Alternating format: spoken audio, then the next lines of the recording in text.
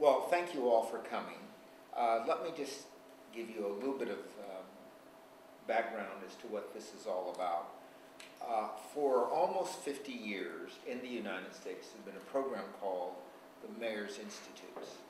The Mayor's Institutes were funded by the U.S. Institute for, what's the name? Not the environment, but the Institute for Endowment, the Endowment for the Humanities, U.S. Endowment for the Humanities. And this came about because so many buildings are being torn down. Endowment for the Humanities is very concerned about all these buildings being torn down, and what could we do about it? So they thought about having institutes with mayors who give the permission and the councils to tear down a building, and maybe they could come up with better ideas. And it's evolved over 50 years.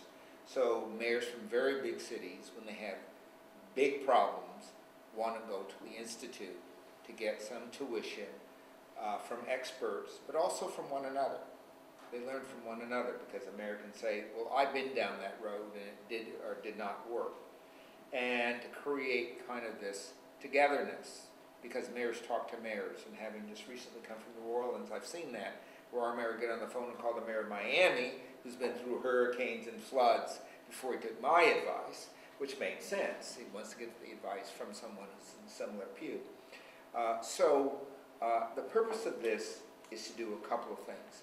One of them is to look at some projects that you have in your community, usually a single project, and look at that project from a strategic point of view. What do you want to achieve? And have the experts among us help you shape that project and give it some direction. We are not going to try to come up with a final design, but to come up with what would be the strategic direction for this project that will bring about the best results for your community based on the expertise that's in the room, and part of that expertise are you all.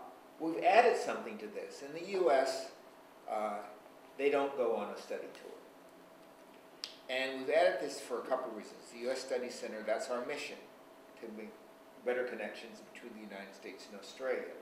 But also, as at least one person in this room knows, these study tours do make a difference. That people learn when they get outside their own environment, both on how good their own environment is sometimes, but how they can do things better and other people achieve some of the things they'd like to achieve. So on this study tour, we'll have the opportunity to talk to mayors and vice mayors, city managers, planning directors, and others on projects that will be very similar to the ones you bring to the table, and get their advice on how we might achieve those. So we have this project in 3 stages. The first stage is the submission stage, where you give us a project or an idea, and we'll have a student to work with you in our urban design program who will assist in asking the kind of questions and so forth, helping to put together the drawings, helping to make sure this project is what you want. Now, you may have a project someone submitted to you, and it's just making sure that we all understand what it is.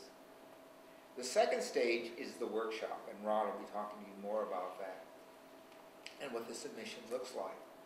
And in the workshop, we're going to workshop these projects, and we're going to do it from 2 perspectives. One set of the workshop leaders, which I'll be in, will be looking at the economic and kind of physical development. That is, will this project work in the physical setting, in the site, and the like? Not from a design point of view, but is this going to make sense? And will it work economically? Will it work a bit social?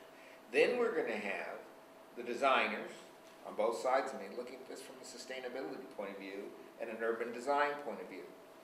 And so you're going to have those sets of eyes. We're also bringing in some specialists, specialists on energy. We're bringing in specialists on placemaking.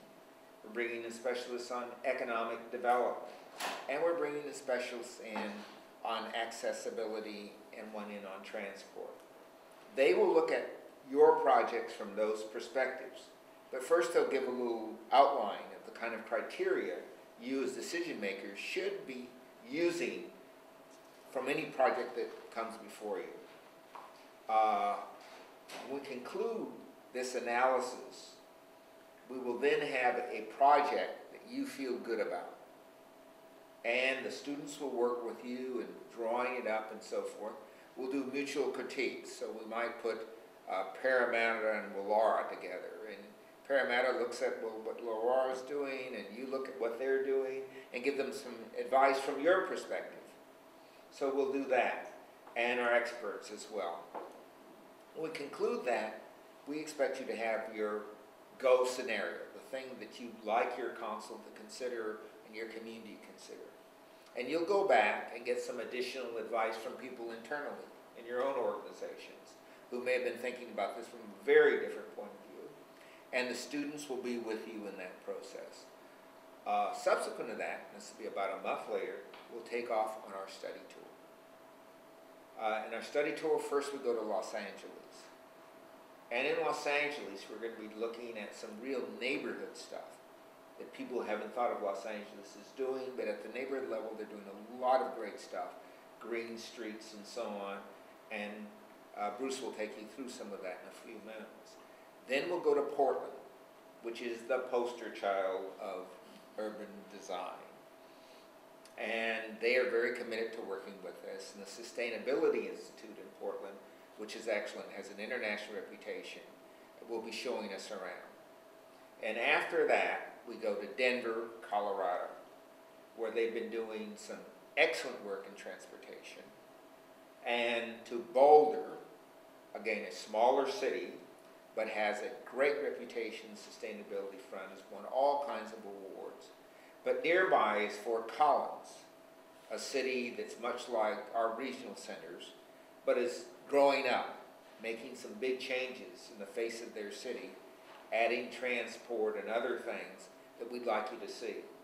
And we'll end the study tour at the Belgian Brewery, which is a new economic development activity in Fort Collins that has now become, beer and these small breweries have now become a very big economic development activity. But they can't just do beer. They have to do something in the environment to draw people to their location. So we'll see that. And I think we can not do anything better than stop at the end of the tour so we can compare an American beer with our own great quality stuff. But I'm assured this meets all the tests, but we'll have to have deeper tuition and analysis of this. And by the way, we're hiring a bus driver to make sure that we all get back. So this is going to take place over about 6.5 days. It's going to be very intense. Greg has been with us on these tours, and you really have to have your wits about us. If you miss the bus, tough. We move, as he knows. There will be people there. You'll be taking a lot of notes. You'll get a lot of chance to interact with the people. But for the most part, that's going to be at the project level, on the street. There'll be very few presentations, unless it's a handout as we're moving. So that people don't just sit down and get the slides and so forth and get glassy-eyed. We actually want to see the stuff on the street. So, the two parts of this, clearly the opportunity to see how your project is situated, getting all the advice you can from us. There will be 2 Americans here, one coming from RPA, Rob Lane, who's run these Mayor's Institutes before, and you know what New York's done. So getting someone from New York makes a lot of sense. And he's also a Harvard professor, the second best school in the United States after the University of California. The Rocky Mountain Institute, their managing director is coming out to talk about where the world's going to be. We're preparing, this is like the horse and buggy change to the automobile. We are preparing for a world of the automobile, most of us. He's going to say that will not be the future. The future is going to look very different. The amount of energy we're going to use, consume, and so forth is going to be very different. So we're going through a huge shift. And those who've been to Europe, you see it. We just haven't experienced it yet. So he's going to give us that background and will be with us. But mainly, he's going to be singing this song nationally. He'll be meeting with the ministers here and in Canberra, on the news, etc., and giving a major address, as well as coming back and reviewing our projects. So I want to stop now to see if there are any questions from any of you, and if this makes sense. Questions? Comments? Now both parts of this are intense, and you can probably hear from my voice what it's going to be like.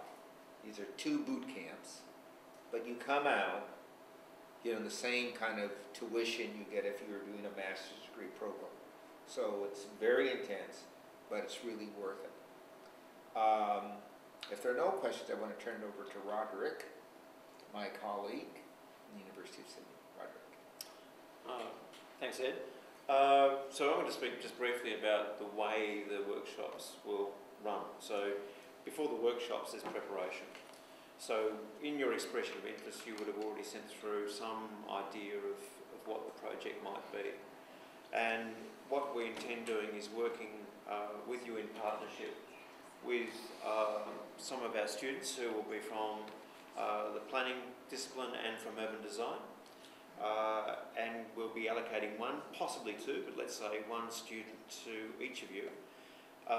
Really to assist if you would like that assistance, or if the project's already fully formed, then that's fine too. But what we will do once we've got the your project description, Bruce and I and Ed and a couple of others will be looking at it to see whether it could be expanded slightly geographically, or whether we have some information that we'd like to have from you about what exactly some of the background is or some of the context. And the reason for doing that is that the kick-off of the workshop, well, before the workshop session itself, you will be presenting the project. So we'll have all the local governments involved. We'll get around about, it'll be done pretty fast, in about an hour and a half. So it's going to be a very tight little presentation, 4, 5, 6 slides, absolutely 2 or 3. 2 or 3, says Ed. But it's got to really capture, you know, what it's all about, you know, what the challenges are that face your local government area, what you think the potentials are, and therefore. And where are you trying to go? Yeah, this is the project, and we think this is roughly what we're trying to achieve with it. Because, as Ed's already said, when we say what are we trying to achieve with it, I think that we quite often skip over that question. You know, sort of, we have the project and you don't really then open it up. It's, oh, well, we're doing that project, and it's very quickly defined. So the whole purpose of the workshop is firstly to just throw that open to everyone so you can see, here are these 8, 10 projects, whatever it's going to be. The workshop sessions themselves, we're thinking, will be run in 2 streams. So you'll have Ed and a couple of other experts talking, as he said, about the economic and social and ageing population and so forth, some of those demographic challenges, let's say, as well as economic. And Bruce and I will be running another workshop in parallel, so we're split into 2. And we think around about in a half hour, we'd be saying, okay, let's throw it open. What are the things that we think this project could do in relation to its context? And what are the sort of environmental challenges, potentials for that? It might be a single site, or it might be an entire area. But if it's a single site, for example, we might be saying, well, given where that is, does it make sense for that to be the place that you might be interested in putting a bit of infrastructure in? That infrastructure might be car parking, it might be water systems, it might be energy generation, or whatever. And if we've done our prep work well with you, we'll have done some preliminary analysis on your project or your idea and compared how it would perform to the metropolitan average, and also to what would have happened if you just built to compliance or regulatory standards. So there's a certain amount of analysis that we've all pulled together that we'll present to you the first minute that you go into the workshop. Now, having said that, because from bitter experience, Bruce and I found that it can be bamboozling when you get into the technical detail. we may be concentrating on one or two projects in each session, so which would be going into the detailed analysis, but everyone would then see, we're not going to run through all of these projects because you'd just be absolutely overwhelmed by the detail, but we may pick one or two and go into the detail and then talk in more general terms about the others, having seen one that's explored in a bit more detail. Because there will be similarities between Absolutely. what you guys have on the Yeah, table. exactly. And those principles that start to come out from the discussion and the sort of potentials that come out of the discussion is, of course, things that you are then able to apply back to the way that you've conceptualised your project. And so even though we're going to be talking about, you know, kilos of CO2 and vehicle kilometres travelled and all the rest of it and affordability issues and so forth, it's really going to be about how do we actually reconceptualise a project to think how it might benefit with these other dimensions which may not be in the project scoping when it first turns up. And that's how That's really what it's all about. the other side of the equation gets in. Our team might be saying, wait a minute, seniors can't access this project that you think is so great. Or, look, the coming economy is going to be more people working from home, and how have you accommodated that? Or, hey, we need social space here. This may work fine economically, but all those people are hermetically sealed in new commercial buildings. And I've seen some of that, particularly now in New York, where after the floods they say, do we want those buildings anymore? You know, because they killed the street life.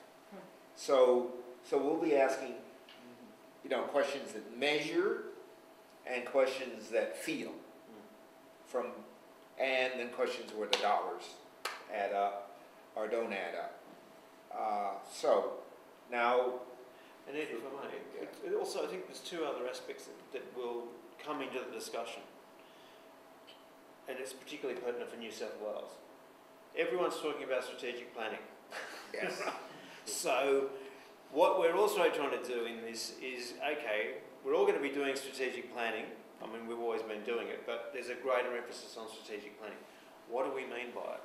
How do we measure how we're travelling through a strategic planning process with good analysis, which we now can achieve very early on in the process with the sort of models we now have at hand? Secondly, I think what's going to come up is what's the role of local government? So the sorts of things that it's going to be showing in the States about, okay, now we've got a local government that quite often has assets, that is a driver, that's not simply being, if we're going to be strategic, yes, there's a strategic plan, but it is also strategic in the way that you think about your assets and manage them and how you can leverage off your assets. In other words, questions of governance will inevitably come up to the surface much more than they have in the past when you start talking about strategic planning. Because strategic planning is related to, your corporate planning is related to having a strategic approach in general, not simply land use planning. So I think those are the things that will be coming out and where we see the crossover into Ed's expertise and that parallel, so the parallel groups going. And then we flip over, so there's 4 hour and a quarter, hour and a half sessions. Everyone gets basically half an hour minimum with Bruce and I, and half an hour minimum with Ed. But of course you get the full time with everyone's input from the expertise and experience of other mayors and general managers and so forth. And so that's what the workshop's about. Yes, there's number crunching and so forth, but the use of the numbers is largely to tease out some of the things. We want to be sustainable. We want to be, cut our emissions by 95%. Now, Bruce might like to say how easy it is to cut your emissions by 95%. And look, and in that process too, we should say, we'll be guided by you in some ways. We'll be tasked with the type of things that you want to interrogate. So that it won't be us and the students saying, hey, we've looked at your project remotely and we think you should do this. It won't be an exercise like that. But what Rod and I and others have worked on over the past 4 or 5 years is we've built a precinct-wide modelling tool for the state government Landcom, now Urban Growth. They're going to be using that on every urban activity precinct in terms of assessing how it performs versus the metropolitan average, how it performs compared to if they just build it to code. It looks at things like energy and water and embodied carbon in the building and the infrastructure initiatives and household affordability, both capital and recurrent costs. We've built that in a way that if you tell us a certain amount of your project in terms of its scale and ambition and how you might want to configure it, we can actually produce results that normally would have only been seen when the thing has been built. And that's why Landcom got us to build that model. To give you the confidence that it's not just something that fell off the back of the truck or Rod and I dreamt it up overnight, it's now licensed by every government land agency in the country except Victoria, who are now looking at it. As recently as this week, Lend-Lease have decided to use it on the Convention Centre precinct. We've done some major work with it both nationally across the country and recently in Auckland for the waterfront precinct redevelopment. And to give you a taste of why Rod and I are so passionate, and when we pitched how we worked together with Ed and showed him, you know, Rob's urban design and spatial skills, with not so much me, but my team's analytical ability, is that something like a big redevelopment in Auckland in a beautiful harbour, I was quite surprised when I saw how lovely their harbour was. I was surprised when I saw the size of the yachts that exist in that harbour and the money that is there. They've got 37 hectares of redevelopment potential adjacent to the CBD.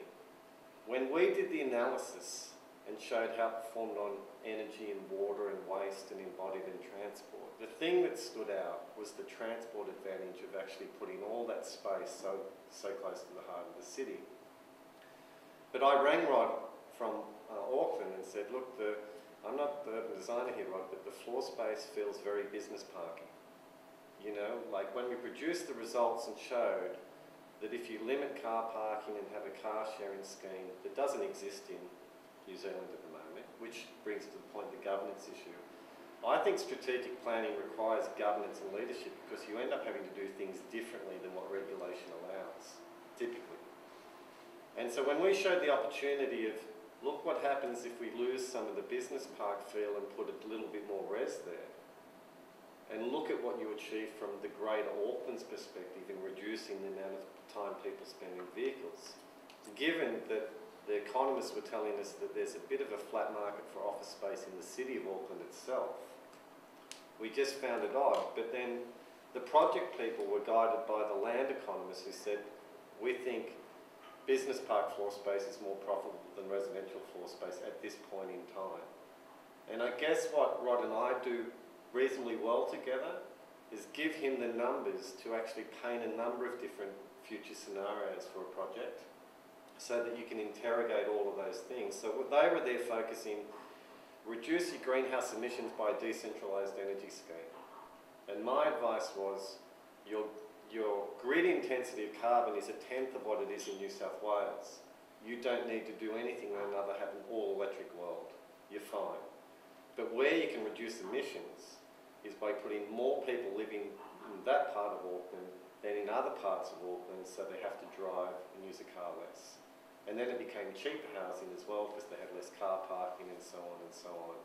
So the measurement process might turn up some odd things for you, and I know it's hard to change your mind when you get in a project. So when Rod and I were doing Conquer Town Square 15 years ago, it was going to be solar powered no matter what. Whether it made sense, it was just going to be solar powered to be the first, and I was the one that pushed that through. But there were so many other better things that could have been done before the solar got the Guernsey back then. And so they're the learnings that this tool now shows you on day one. You don't have to wait till someone says, look, it's going to be green because it's going to be Green Star. No one will know what that means until it's finally audited to see if it actually performs. But what we're doing now is to give city administrators, environmental leaders, elected members, the tools to actually write a brief about how it should perform overall. And then you let the other experts come in and build it to meet the performance standards of those briefs. So it's pretty exciting for us, and it'll be a stretch, and like Ed said, it's a boot camp for you, it's a slave camp for Rod and I actually, because there's a lot of legwork to be done, but Chris will be helping us. Dave Holden from my office will be there, the students will be backing us up. And as Rod said, we think we can pick at least 2 case studies that tell a story of the types of things that you might go back to your colleagues in local council and go, you know what, maybe we should have drawn the boundary a little bit wider in our thinking, even though the blocks of land that we were giving effect to were that, but maybe we should have stood back a little. So that's, in short, Ed, how we're going to go about it. Excellent. And what you can gather from this is we're trying to empower you. The three of us up here, some of you, we get a brief from a council. We want to put in a new car park here. And we go out there and going to pay me $100,000. And I tell you, car park's not a good idea. Well, the council's already decided on a car park, Blakely. What the hell are you talking about? You know, we've already let the contract. What we want you to do is make it look like a beautiful car park. So we always feel maybe if the client knew better, we could do better work for them. And that's what we're trying to do, have an informed clientele. And you can see what Mayor Bloomberg has done by being an informed leader in transforming the city, because bicycles in New York City? Come on. Huh? Do we need more housing downtown? That's where the money's supposed to be made. You know, and on and on and on. But now you have one of the most livable cities in the world from civic leadership. And that's what we want to do, is empower you as civic leaders, so you ask the consultants and others to help you get to the place you want to be, rather than reacting to something that's proposed to you. So that's what we want to do. We're going to look at a number of different things. We're going to look at little stuff. You know, what happens right on the street? What happens in the neighborhood? Because if you don't have a quality neighborhood, it doesn't matter whether you have a quality shopping center, does it? We're going to look at transport and how transport transforms a place. And how the street needs to be active. Not just a street, but an active street.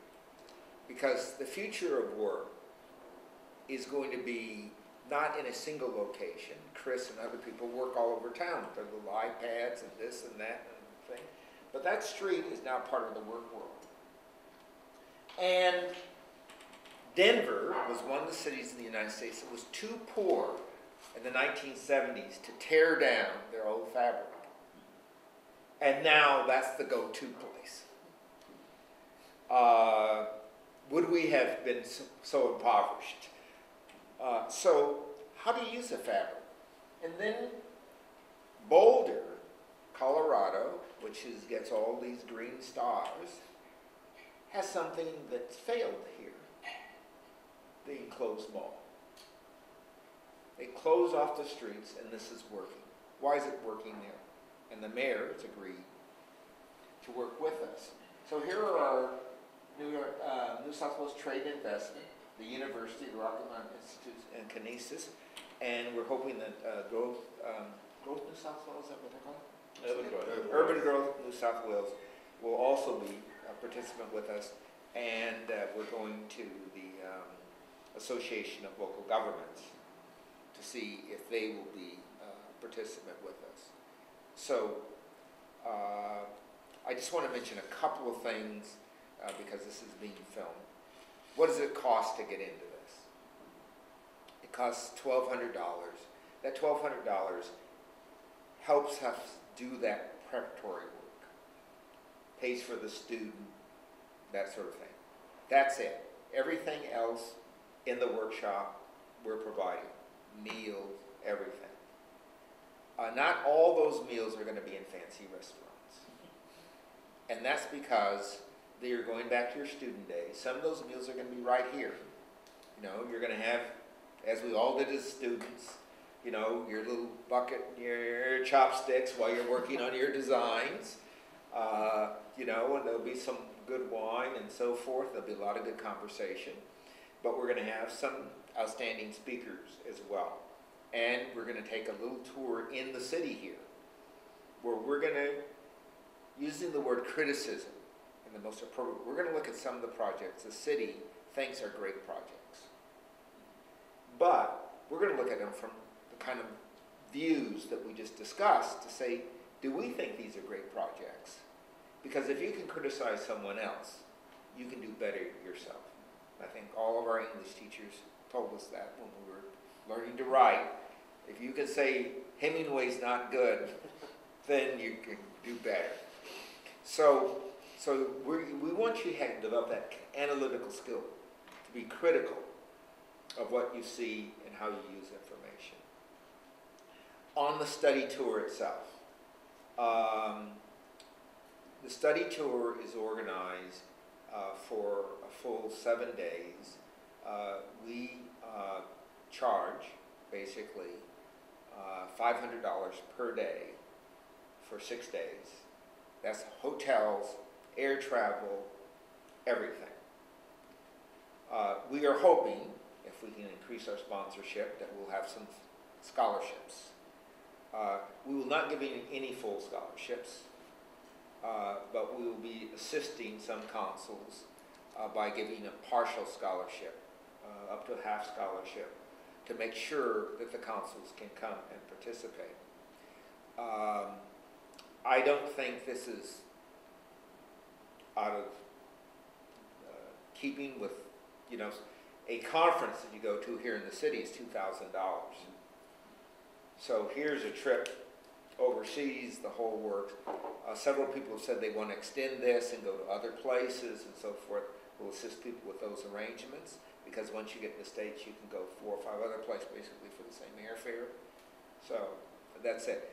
You'll have to provide your own airfare, but we will work with you on that, because this is a cheap airfare time of year, and we can get group deals and all that kind of stuff.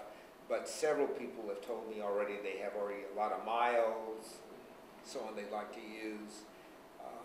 And so that's the deal. We'd like at least 2 people to come from each consul.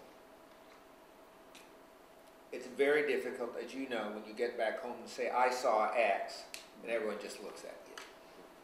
But if 2 people say it, they say, oh, my word, must be true. We'd like at least 2 people, and it doesn't matter what that combination is, but we'd like the council member or the senior leader to be the lead person, and then whoever else the other people are, it doesn't matter. And as Greg will tell you, I try to run this as a first-class operation all the way. Good restaurants, good food, good everything, but at speed. There will be no slowing down. You just don't, the planes run on time, the buses run on time, we've got to be on time. So bring your camera, be ready to take your photos, because when the bus goes, photo cameras go off. We have left a few people behind on previous trips.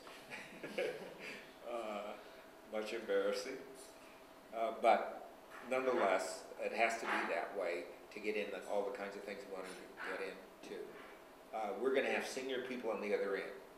I've been able to talk to the mayor's offices in every city, and either they'll be there or someone from their office will be there in every city. So they're anticipating us and want to be participants. All right. Questions? Rod, can you just talk about the sort of projects that you're thinking about? Are they precinct-wide or are they site-specific? Are you talking about 10 hectares or are you talking about 1,000 square metre site? What sort of ideas or projects are you thinking, do you have in your mind? Well, I think it could work either way. So if we take the individual site, I think what we'd then do is immediately look at the surrounding context and how you'd leverage off that. So if it was, I'll use a hypothetical example. Let's say we had some surface car parking, and I'll use that example because it's what Bruce has referred to Cogra Town Square, and lots of councils have got lots of surface car parking, so that's a pretty good example. What would you do to develop that car park? And the usual thing would be, well, as Bruce has said about Auckland, you'd sell it off and you'd hand it over to a developer and require the same amount of car parking back. I think that what we'd do is then look at that and say, well, what other objectives has council got? How can that brief be expanded, or actually can we leverage off it in some way? Can we think about it being adaptable over time? How do you actually construct the deal as opposed to council just handing it over and losing control and responsibility? On a precinct level, you almost inevitably look at that anyway in relation to a broader precinct. And so you'd be saying, well, what are the connectivity opportunities here? What if that was to be the public car park? How would it then relate to these other main street shops or something? Or can we actually increase the car parking so people don't have to provide on-street car parking, which might mean that you can have a lively back lane, or those are the sorts of things that start to bubble up very, very quickly. So even though it may be a single site, we'd be immediately starting to draw it around, because I guess where a lot of the thinking that Bruce and I have been involved with the City of Sydney was about how does infrastructure come in and actually gradually transform areas? How do we remake the city? And I think in the past we've thought of remaking the city as, lot by lot by lot, which is true. But now I think we're entering into a time when everyone's aware of the influence of a particular individual project. So to be able to talk about that and articulate the vision for what may be a single block of land may be in fact a much richer discussion about, and it'll bubble up to the point that Bruce was making, to withdraw the boundary slot. If it's a waterside walk, something that's completely, you wouldn't model it for energy and water consumption. But then it might go to, well, what's the tourism strategy for a regional town? Where is the caravan park? Where are those people? Can the RVs come in and park near to the main street and actually enliven the main street that might be suffering because a big shopping mall's just gone on the outskirts of town? And it started off being a discussion about a river walk, but we can actually elaborate that into a much more coherent vision about how important that river walk is. In the generic slide pack that we'll give you guys, and that we'll work with the students to kind of almost prosecute or interrogate your projects so that we understand what you're trying to achieve, there's a thing about leverage and linkages. And one of the things that Rod and I are pretty powerful about trying to represent when we do client work is, and I'll just go back to the Auckland one for an example. Once they became their own little development authority, Waterfront Auckland, even though they're attached to the council, the fact that they were delivering so much of the new floor space that would happen in the city, but it almost felt like they had drawn an island. So it was a huge site, 37 hectares, but in comparison to Auckland City, it was tiny, but it was producing something like 80% of their commercial floor space for the next 15 years.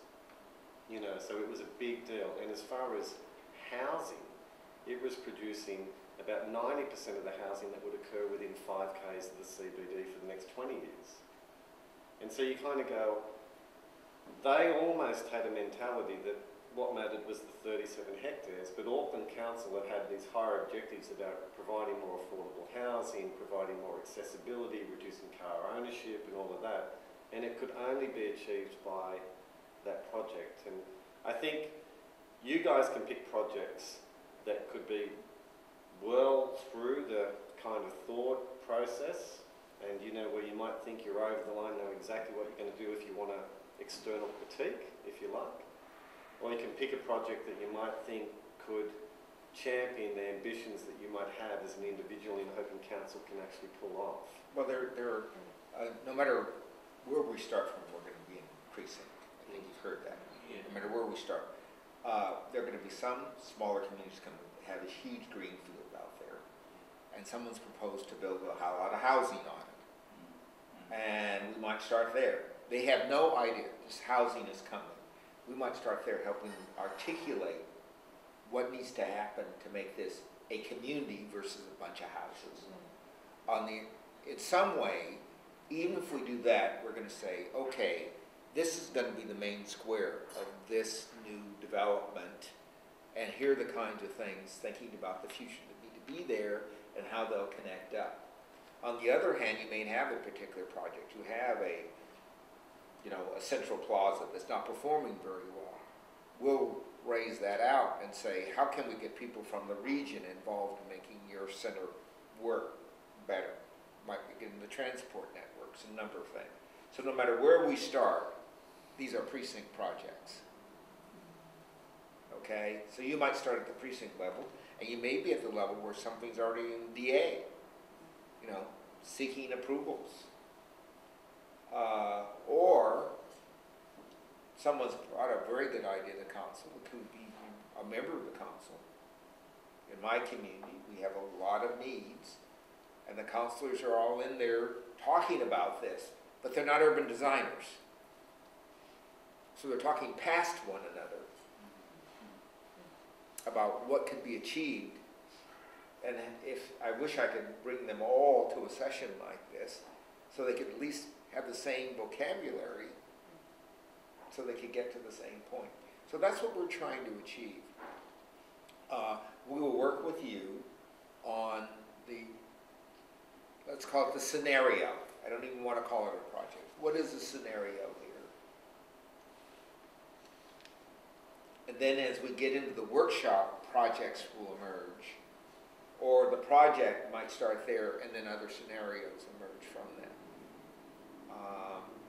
I have yet to be, and I've done 4 or 5 of these, I've yet to be in one where people ended up in the same place that they started. And that's not because of anything other than the fact that they haven't had as many eyes on it, that were free. Because when you hire me as a consultant, you tell me you want more water, that's what I'm going to get you, even though I think it's crazy. You know, you hired me to do that, so why should I change it? On the other hand, if you free me up and say, what should we do here, you get a different answer. And that's where we are. What should we do here? We're thinking about this, but what should we do here?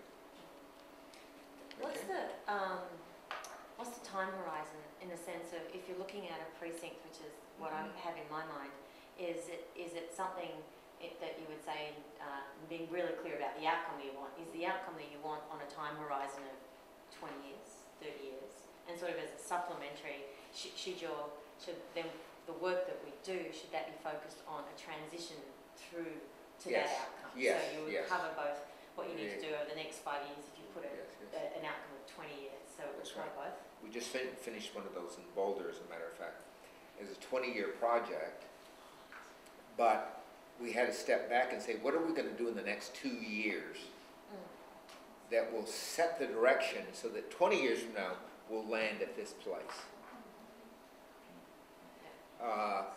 And all the ideas that were submitted to us, we broke them all up and came up and put them back together like a puzzle. And said, some of these things we can get off the ground right now. And if we do that, you'll ultimately end it. Because the council that's here today will not be there 20 years from now. So you have to, make pretty big steps. Giving some freedom to move around, but you want to have that template, and that's what we've done. And in this case, in Boulder, we have a bigger issue. It's at the base of the mountains, at the base of a gorge, and if it snows heavily and rains heavily, that water comes right down through the project. So, having done New Orleans, they thought I was a very appropriate person to work on that. And we did have to come up with, what do we do in the immediate time to ensure this place is not flooded out, so there won't be any future. And one alternative, of course, is to move everything. But we didn't come up with that. We came up with ways that the water could run around, run through, run under, and so on. And buildings, even the possibility of some collapsible buildings. So there are a number of different things, strategies that came out. I didn't have that idea, but it came out of this process. So, welcome. Oh, I'm really sorry for the way to make an entrance. Thank you for coming. You've come a long way. Just in time for drinks. Got my priorities right. So just a quick review. We're going through 3 steps. The first step is to work with you in coming up with a strategy, a set of issues. And those issues need to be more than the physical. What does the council want to achieve? More livable space, more people through it, more accessible, more interesting, brings in more visitors and so on. The second phase is to workshop that. And Rod and Bruce have already talked about this from 2 points of view. What's this going to look like in physical design terms, and how's it going to perform? Is it going to lower the amount of energy used? Is it going to be the kind of place that in fact does more for the environment, gives back more than it takes away. And then we're going to look at some people, by going overseas, who've tried to do some of these things with some degree of success. And then coming back with that, we should have a better sense of where we might go, because they're already there. Then it's always good. I never could understand my father when he said he was 19. Son, I know where you are. I was 19 once too, but it was hard for me to imagine that. Well, you're going to get a chance to see the grown-ups, and they'll be able to tell you that they weren't always award-winning projects. They weren't always the easiest thing to get through council, but here's how we did it. So that's the process. Yeah, I just want to ask about this final stage, and I'm just wondering whether you thought about how to take the initial concept project through to the workshop, through to, oh, here's how other people have evolved their concepts have been successful or whatever, and then coming back to say, well, look, let's all go out to dinner somewhere and just rethink those projects, and where have we got, what new ideas have we got, where are these projects now going to change as a result of everything that's happened? Because I think it'd be unfortunate if we all got off the plane and said, see you ahead. No, we are not doing that. I'm glad you brought that up. We are going to work with you until, and then the opportunity we see is to make a presentation at Parliament House. So we're going to unveil these new ideas at Parliament House. So you have a goal and an audience that is critical to where you have to go. Because the state, as best you say, we want strategic plans and projects, and we will fund that activity. So you will be basically the first cabs off the rank in that regard. But we will work with you until that's completed. It's sort of related to that. One of the things that the state government are actually doing with the change in their planning framework is to make sure that the community is involved at that strategic level. That's right. And so is that one of the things that we may address, whether it's through the workshops, is how to do that? Because I think We will do that in the workshops. That's hard. It is so very you don't want to hard. know unless it's their backyard. Yes, and saying no is easy. Yeah. And we will have some people in the workshops working with you on that very topic. Yeah. But we also, there's a 30-day period, so you can go back to your community before you go on the trip and interrogate your community as to whether Right. this is a good direction.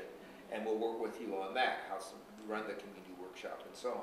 When you come back from the trip, there'll be a similar amount of time for you to work with your own communities. So when you be before the state parliament, you'll say, no, not everyone's going to agree, but here's where we are.